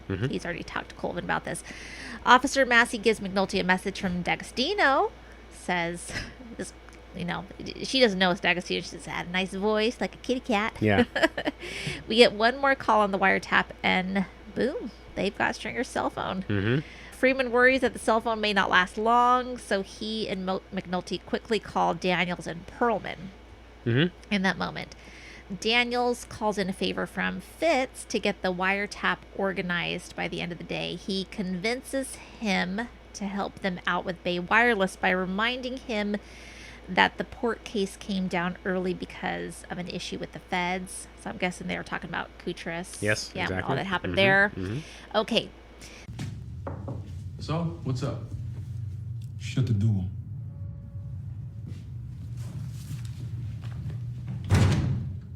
In 10 minutes, we're gonna have an affidavit for a city judge to sign. It's for Russell Bell's dirty cell. It's a good pull. It is if Bay Wireless doesn't take 5 days to process it. You owe me, Fitz. That whole port case came down early behind some ugly shit in your house. Now, I don't care how you do it, but I need my wire today. McNulty and Perlman are with Phelan to get the wiretap affidavit signed. He does his little flirty talk with Rhonda again. Affiant? I can't remember. Affiant or affiant? Yeah. So annoying. And then recognizes Belle's name from the previous investigation in the first season. McNulty does not want to make small talk with him. He's still annoyed with Phelan for hanging him out to dry. So he just speeds forward to the swearing, and there they are. They're swearing it in. Okay. McNulty comes back from Major Crimes, where everyone's waiting. Fitz has done some magic with Bay Wireless by saying that Belle's given name is Ahmed. Obviously a terrorist name. Yep. Not a little bit racist, but you know. Very racist. Okay. and again, Chris, stop me wherever you need. Sure, no, that's Otherwise, okay. I'm just going to No, keep going. here. You're rolling. McNulty meets D'Agostino for dinner that night. She kind of apologizes, says, I'm type A. I go too fast through life. I break things, but I missed you. I think you can be type A and not be like a class A bitch. I'm just going to say that. Okay. All right. Not that McNulty didn't deserve to get knocked down a peg, but still.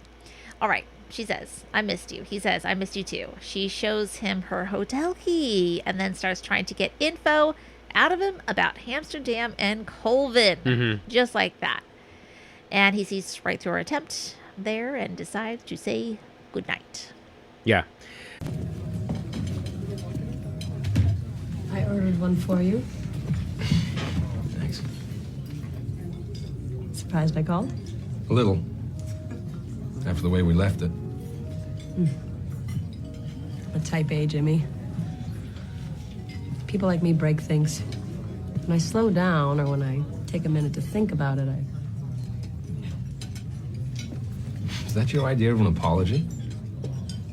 I didn't drive an hour up 95 to apologize. I missed you.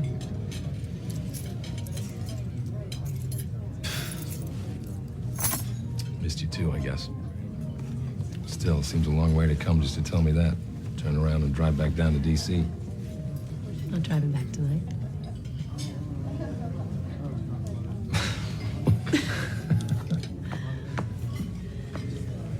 So what's going on? Are you working on a case? It's a good one. How about you? Anything interesting? I did hear a crazy Baltimore story. Through the rumor mill of Washington. Really? Some renegade police commander takes it on himself to, legalize drugs in the precinct. Mayor doesn't even know about it? Can you believe that? Crazy story. Someone, I think it's Colvin. You know him? No, I can't say that I do. Still, I think it's funny that some water cooler talker down in D.C. knows any Baltimore cop's name. I was just wondering.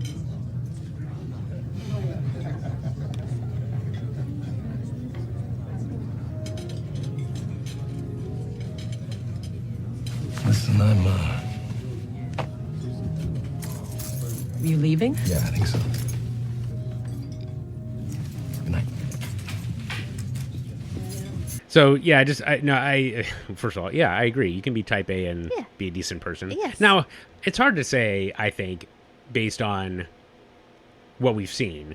Like, I don't know that she was necessarily like, I don't know that she was, a bitch, as you said. But at the same time, like, she just didn't want it. She clearly didn't get what she wanted out of the conversation and then said, I'm blowing this up. Judgy about him. Definitely true.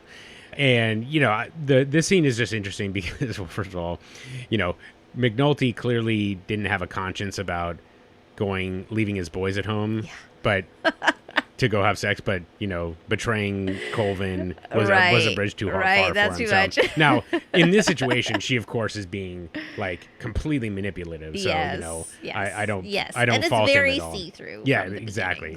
Yeah. So, I mean, and it's so weird, like, why would she went so far and it was like, why did you do that? Like, just you heard a crazy story and like you haven't heard anything about that, and it's like, but she makes it so obvious. She thinks he's dumb. That's right. She thinks he's dumb.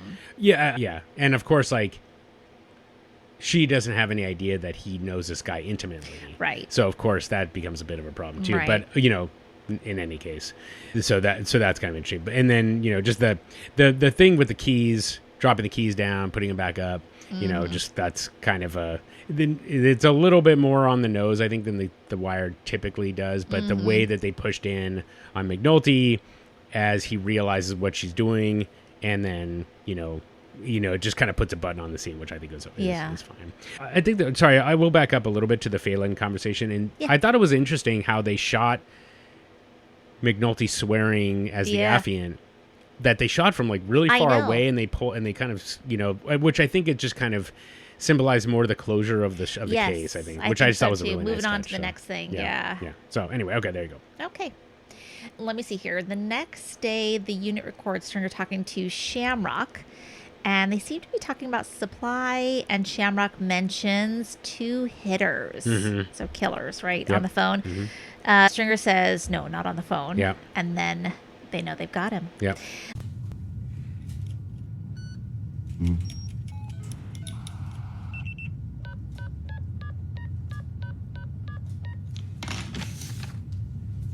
Hey, we're up. Here it is. Me, man. You heard from the fat man? Yeah. We low, right? On the mark side of mark. Yeah, it's light. Tracy, it's light. I'll tell the man I'm doing what needs done. Alright, I tell him. Oh, and that other thing? What? Them 2 hitters you asked after. They good with it. Not on the phone. That's it. We got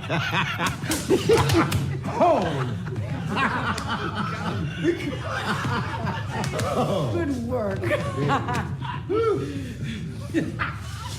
I guess this is pertinent. Yeah. Done.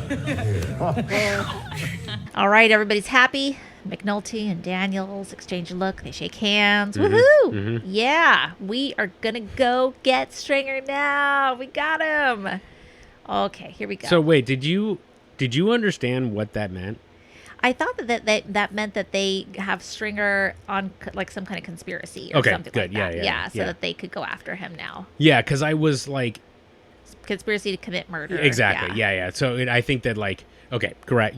Yes, that is my interpretation as well. I think for some people they don't quite understand what's happening here. So just if you don't mind, well, so why don't you explain what you like? Why is it that mentioning the hitters is important? Why do you see that as being important for them? It just means that they're like arranging a killing. I don't know. Okay. I didn't know anything else. Well, okay, so they're talking about supply. Yeah, so they've got him now. They've got him now on the conspiracy for drugs. Yep. Yes. And so, sorry, and then I'm he's kind of arranging a kill. Yeah, I'm not sure. Sorry, Chris. Just no. What do you want me to say? Sorry, I didn't mean to. Sorry, you had it right. Sorry, I didn't mean to put you on the spot. But I think the important thing from them is that like, for them to then, even though they don't know exactly what the killing is, like my sense is that it's about Clay Davis. Oh, right. He wants to now. The unit doesn't know that. Right. But what that tells you is because, like, especially for like a conspiracy case like this, it doesn't matter. Yes. Like all you need to know is that this person is aware that murders are happening. Yes. And they are and that they have evidence of the conspiracy, and a conspiracy to commit murder is, is life sentence essentially, whereas conspiracy to sell drugs is less. So this is like the killer. The big one. Pardon the pun. This is the killer bit of evidence for the essentially Stringer going away for the rest of his life. So it happens so fast, it's easy to miss. But you picked it up right away. I felt like I need to clarify a little bit about. Sorry for like, Ellie. So say say exactly the words I'm expecting you to say. Oh no, you got it wrong. Why did you? So anyway, sorry about that. Did I not say it? No, you did get it right. So but it's the conspiracy part that, and understanding the background that goes into it. I just had to make sure that our listeners were clear on that. So okay, go ahead. All right. Well, Krachek, Stringer, and Stringer's bodyguard, he's a mean-looking guy. Yep. Walk into the building site, and as they do, we see Omar and Muzone. Those two have figured out that all the alley entrances are boarded up, that they will have to enter through the front. I think Muzone makes a comment that Omar never does that. Yep. Inside, Stringer is yelling at Krawcheck. He wants to know about his involvement in this scam. And then Omar walks in. I was just shocked. Blows away the bodyguard. Mm-hmm. Boom! Bodyguard flies backward. Stringer tries to run. He flees up a staircase. Krawcheck goes down on all fours, starts crying and pleading for his life. Omar looks at him, spends quite a bit of time looking at him, tells that he's not a threat. Yep. So he walks in the direction that Stringer has gone. Stringer runs down a hallway into this empty space. We see birds fly up. I love the symbolism there in front of the window. But because, like Belle, they are trapped, right? Yeah. Mm-hmm. And then Stringer turns the corner. He's trying to go up another flight of stairs. And down the stairs comes Muzone. Mm-hmm. Stringer tries to tell him he's got no more. He doesn't have a gun. He's not playing the game anymore. He tries to offer them money. Says, I could be a friend to you. Omar tells Stringer that Avon was the one that gave him up. Says, we didn't have to torture him, right? Like what they did to Brandon. Mm-hmm. And Stringer admits there is nothing he can say in that moment. He's standing in front of the windows, the open windows. Not the open windows, but the glass windows. Mm-hmm. He says, well, get on with it, And then bam, bam, bam! Open fire on him. He's dead. It's crazy. I could not believe it.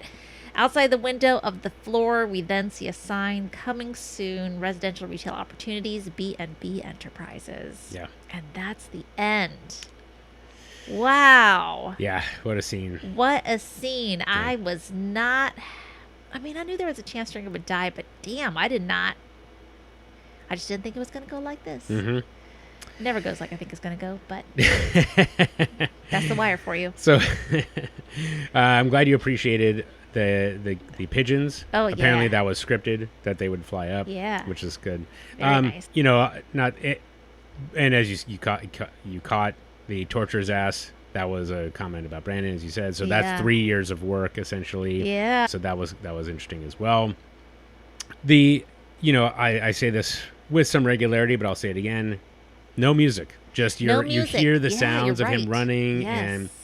and then of course and then the last bit being that Stringer not begging, he didn't whine. So in a way,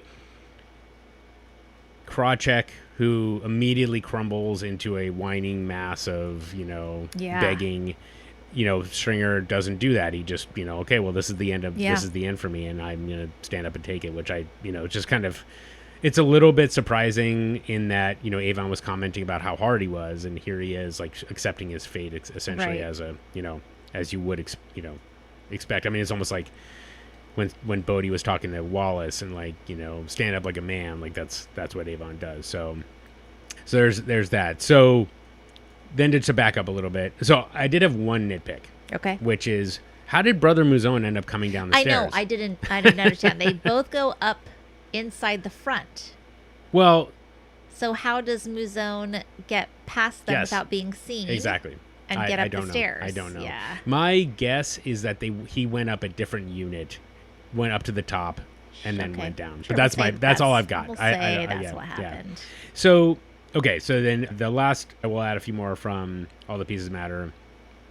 So Ed Burns talks about the killing of Stringer, and he says it was a logical thing to kill Stringer because we had used the character. We had brought him to the point where anything else would be downhill.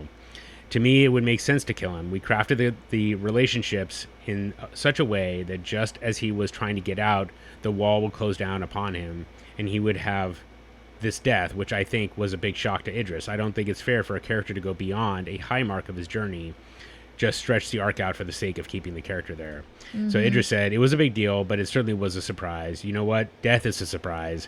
You don't know when you're going to die. I think that was a key moment for me as an actor, because this is my livelihood. I suspect The Wire must have saw this in me and killed the character, or it becomes the show. I didn't know that at the time. I didn't really get that, but he got it eventually. I'm paraphrasing here. But so that, which I think is really, of course, to me, it makes sense. And we talked about that with D'Angelo, I think, in that when a character kind of essentially is going to start filling the same role as somebody else. Yeah. This show is ruthless about that. So D'Angelo was going to come clean or get clean, right? And then he was just going to live his life as a prisoner. What's the arc for him? Right. So, and then eventually, obviously, you have Dennis, Cuddy, as it were, like coming out of prison, which would have been D'Angelo, but they just essentially used a different character because we don't know Cuddy. And so the point being that with Idris, like we don't know what's going to happen with Avon, but we've already seen Avon go to prison, and we've seen Stringer be the head of the organization again. So there really wasn't anything else for him to do. And so they just said, this is the end for this character. And of course, like, in a way, like, that makes a lot of sense. It makes a lot of sense to kill him just because there's no more story for him. Right. Now, as you said, like, you guessed that he would leave town, which could have worked. Yeah. As well. Like, he would have just left town. But, it would mean removing him from all of the things that are keeping him here. Yeah. Which is a tricky thread where it's a lot easier just to kill the guy. Right. So, and it is kind of, I don't know if it's irony, but irony that he's killed doing business, right? He's killed kind of by the street, even though he's trying to be on the business side. So anyway, the way that I just remember too, that after this episode aired, HBO's trailer for the next episode, or it was like the coming next, it was like, Stringer Bell is dead. And it was like, that's how, it's just like, that was the lead into the next, see how the season ends. So anyway, it's kind of fascinating. And then you look back. So sorry, I have one other slight tangent, and it's going to take a little bit of time, but I want to just square it all off here, which is Stringer Bell's fate, in my mind, was sealed when he let Brother Muzone walk out of the hospital after getting shot by Omar. Mm-hmm. Because at that point, it put Omar and Brother Muzone on a collision course. Yeah. Now, I don't know if necessarily he knew, that is, say, Stringer knew that they would collaborate ultimately, or if Brother Muzone would just go after Omar. Mm-hmm. I think that you could give him the benefit of the doubt that he didn't, but at the same time, it was pretty clear from the conversation from Brother and Stringer that Brother Muzone, like, knew kind of the background, and that ultimately Stringer didn't recognize him as a threat. Right. That Brother Muzone is a threat, that he would come back on him later on. Yeah. Right. And so as soon as that happened, he just had to know. I mean, it's kind of what Butchie said, like, Brother Muzone was going to come back at some point. He would not have just accepted that Omar shot him and then but on bad intel. Yeah, exactly. And so he knew somebody had set him up. So and who that person was going to be Stringer. So the fact that Stringer let him go was basically the end for Stringer ultimately, unless he could figure out a way to get out of town before. Yeah, and I keep on thinking, like, he has so much money. Right. Why couldn't he just pick up? And he wanted to. That was the thing. Is like, I knew he wanted to be a legit businessman. He'd opened businesses. He must have had some money. He couldn't have spent all of the $250, all of his money on, bribes. Mm-hmm. So why don't you just pick up your stuff and go? But I guess he just kept on thinking, well, now he's thinking, I'm getting Avon out of here so I can, right? Like, oh, yeah. Yeah, so I can just take over again and do what I've been doing. Exactly. Yeah.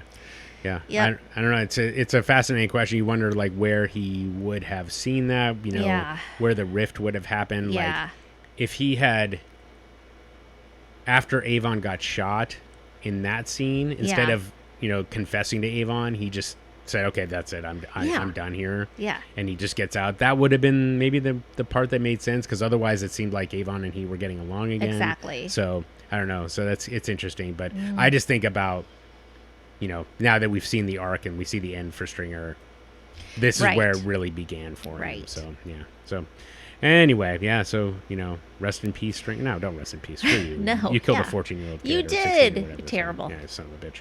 So, okay. Well, that's the end. That's the end. You don't want to do another scene or whatever? Okay. That's the end. Okay. Had a couple of little... Oh, God, it almost seems like trivial, but I will say this. The thing about Royce and the discussion about Amsterdam, which I think is kind of interesting, is he says to Odell Watkins, 14%, I might be untouchable on this. And I just thought that was a really interesting line to throw out there, because you're like, it's not about like the drop in crime. It's about your own benefit, which I just think is kind of interesting.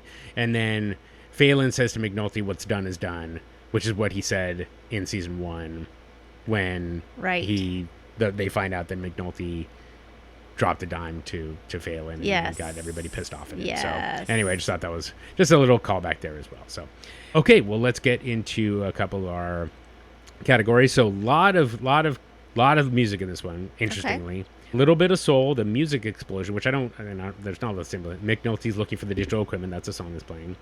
Burn Rubber. What's the name of it again? Little Bit of Soul by the Music Explosion. Okay. So, but I don't really. That's not particularly symbolic. Okay. Burn Rubber, Why You Want to Hurt Me by the Gap Band is playing when they're doing push-ups in the gym. Okay. So that makes a little more sense. That makes sense. Yep. Locked Up Akon in Avon's warehouse when Stringer orders a hit. I'm not sure what that's about. We need to hear the lyrics. I think so, yeah. When We Ride on Our Enemies by Tupac in Avon's warehouse when Dennis is talking about sponsoring the gym, so that doesn't seem like that song belongs there either. Yeah, A Place Nobody Can Find, Sam and Dave at the barbershop, so that makes a little more sense. White Tea. Well, I don't know what this is. These two, I have two more, and I don't know where they fit in. So one of them is called White Tea by Dem Franchise Boy. So maybe that's when Bubbles is selling some teas with his protege. And then we had that one already. So there you go. Okay, so a little bit of symbolism there, but I don't know. They just add a little bit more music this time. So all right. Well, that gets us to our killer cameos. And devotees of the podcast will know exactly where I'm going, but I'm going to give some call-outs. Dennis Lehane as the equipment guy, liked him. Just even though he just I forget his name, but like minor irritations. McNulty's like, McNulty major crimes, and he says something minor irritations, which I appreciate. It's a good line. And then he just kind of like gives him the thumb to go back. Yes. Of course, the boxers with those kids, and of course like the other kids too. I just those guys were great. That was a quick 2 minutes. That was a quick 2 minutes. That was so really cute. really nailed that line. But of course, you can guess where I'm going. It's going to be the woman at the community meeting. Bingo. Yes. I don't have her name, but she was terrific. She was terrific.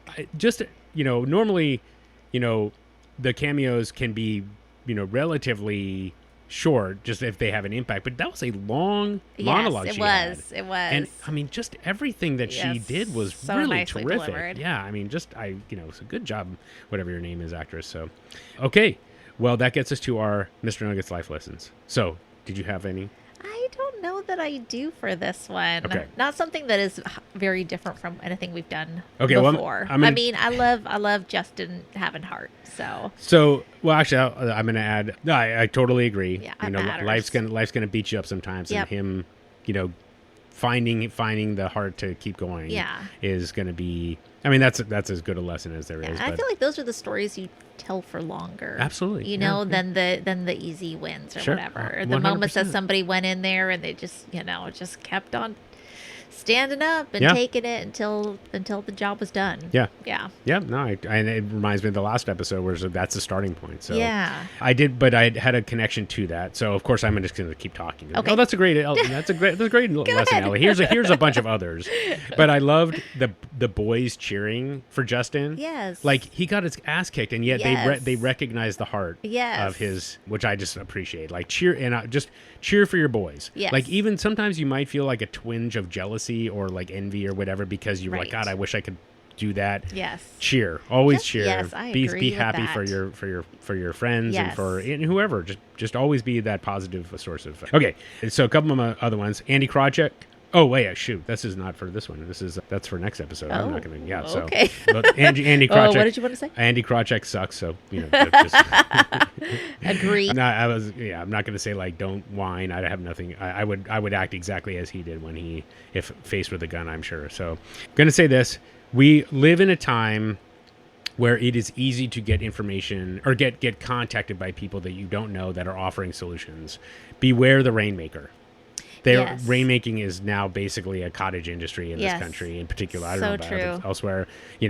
I mean, what is it, the Nigerian scam, the Nigerian prince, like, Oh, yeah, I can get you money. yeah. I mean, Oh my sorry, gosh. that's a scam in particular, but like, if it sounds like they're able to make something happen that nobody else has figured out, chances are good that they will. If it does happen, it's luck. If it doesn't happen, it's something else. Right. So beware the rainmaker who just talks a big game and doesn't actually execute. Yes. So always keep an eye on that. I think that's a good one. I thought about Royce's response to Burrell and saying we need to regroup. Yeah. Yeah. You got something? Well, I'm just thinking, like, why didn't he?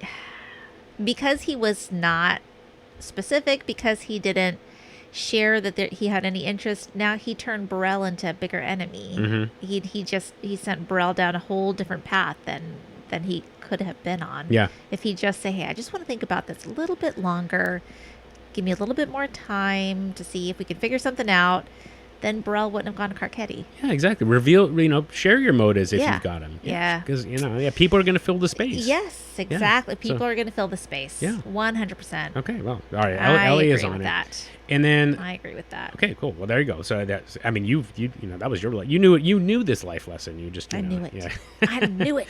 And then finally, so Carcetti asked, how did you do this? And Colvin says, I just did it. And Yeah. this is something that I take from, I'm in this group called F3. Ellie's in a analog called Females in Action. And one of the leaders in F3 wrote this book, and he said, if you see a problem and say someone should do something and nobody's doing it, you're the someone. You're the someone. And that's what Colvin did, and I Yep. just appreciate that. And like same thing, it's like if you see a problem somewhere and nobody's doing anything about it, and that means that you're the person. Now, that problem could be very big, and it's not. You have to think about like how do you actually do it. Right. Colvin was able to work through it. He saw a Right. problem, and he worked through all the complications Yeah. to get there. That is not something that everybody can do. Right. But that's where you figure out different paths. Yeah, If exactly. it's really something that is important to you, then go do the, Yeah. be the person that's solving the problem, as opposed to be, boy, someone should do something about that, and then go on with your day or whatever. Right. It is. So, it's tough. I say this I think this all the time, but boy, someone should fix that or whatever. Yeah. And then I don't do anything about it. But Yeah. nevertheless, like if I, If you feel passionate about it, though. Absolutely. Right? And it's not in your wheelhouse, and you got to figure out how to get it in your wheelhouse. Right, that's exactly right. Yeah. And I mean, it's kind of like ties back with what Justin. Yeah. Like that. People, life is going to throw obstacles at you. Right. But if you really care about something, then, that's where the hero story kind of is told. For sure. essentially. So, that's the last of it. So, okay. Okay. All right. Well, yeah, not a lot of like how I don't know this episode had a lot broader like how did it hold up. So I mean, unless like, do you think? I'm trying to think of like before this. Was there a show where a main character died? I guess there just aren't that many. That's I guess why I keep on not believing somebody could die.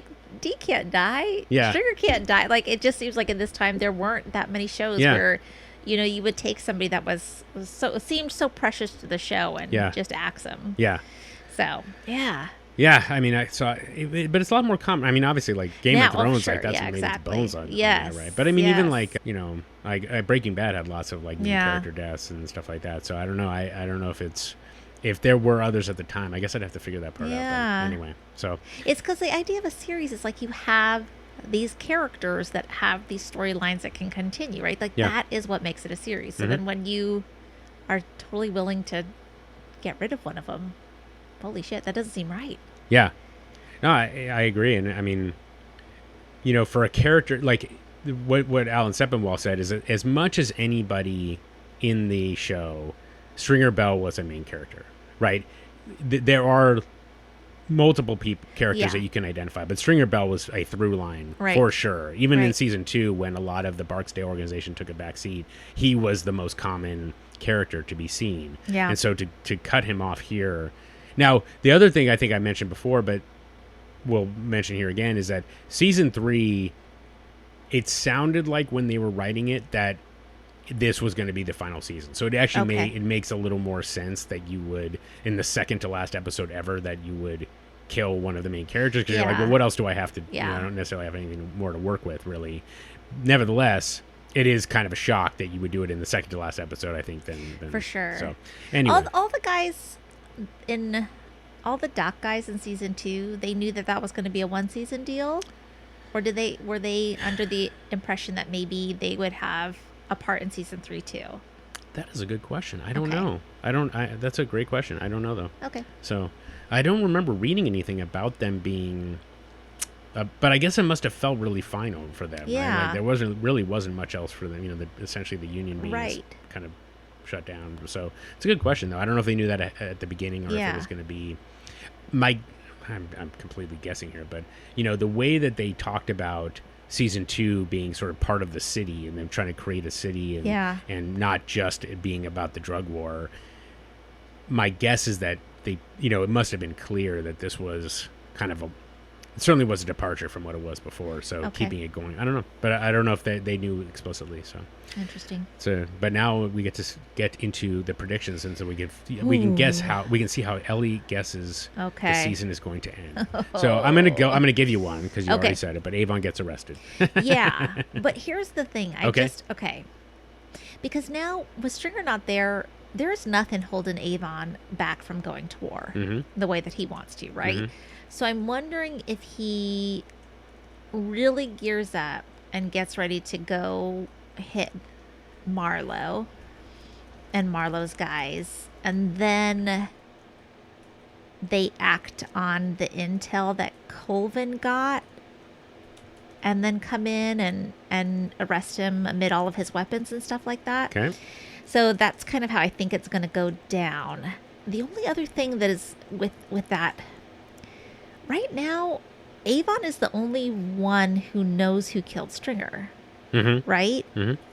Unless Omar lays claim to that on the streets and is like, yeah, I'm the one that took him down. So I'm just curious about how he might or might not use that.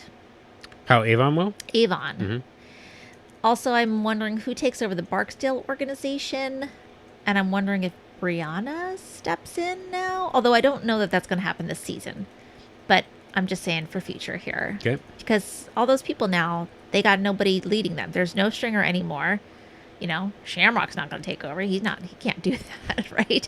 So I don't know if they like dissolve and everybody goes to somebody else in the co-op or go to Prop Joe or whatever. Or if Brianna, I mean, clearly she's had a role in it from the way she talks about it in the past. So I'm thinking she's going to come in. Okay.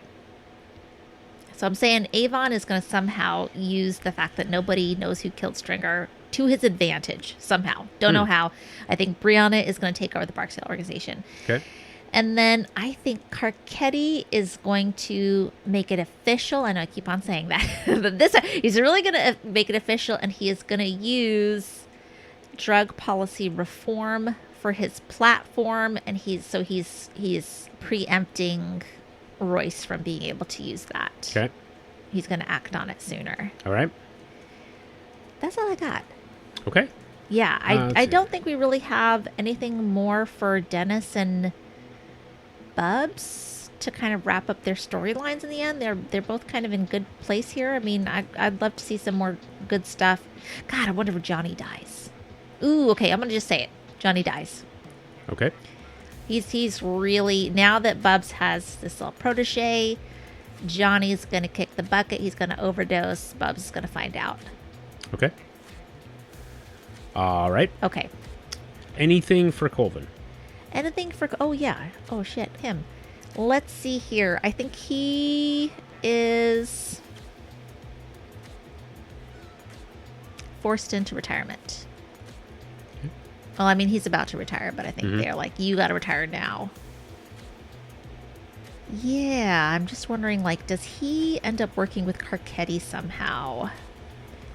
I think he might. Okay. To go with my earlier point about Carcetti. Okay. I could be way off about this. I have no idea. No, I mean that's Okay. There's not a ton of breadcrumbs for you to follow. Not a ton. Yeah. I'm going to take it a little bit of a leap on that. Okay.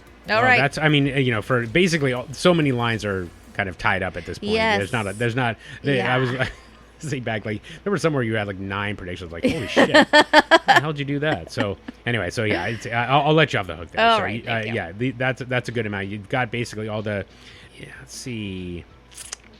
The only other thing, no, you already covered the details, so you're good there. Okay. So okay, well that gets us to the end. So Ellie, as always, thank you very much. And I got to mention here that Ellie, I made her wait until we could record this. She's had to sit on what's next for like a week. I gotta watch that next episode. Anyway. Oh, what was the line? Is like Stringer definitely did not leave town, which I thought was hilarious. So that was the text from Ellie this time. So okay, well we will be back next week to cover season 3, episode 12, Mission Accomplished.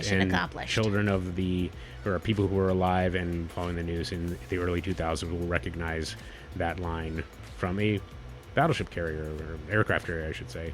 So the last little comment on the Iraq War. So anyway, okay. Well, thank you, Ellie, as always, for a great episode. Thanks, Chris. And we'll see you all next week. Okay, bye-bye. The Wired and Rewired podcast is Ellie Peterson and me, Chris Aronchek. Our theme song is Nice Vibes by Neon Beach. Want to holler at us? You can email us at wiredandrewired@gmail.com or hit us on the burner at 240-488-0060 to leave us a voicemail. We're Wired and Rewired on all the socials. And of course, if you like the show, please give us a rating and review on iTunes, Spotify, or wherever you get your podcasts. It helps other Wire fans discover the show. And until next time, we're on our way.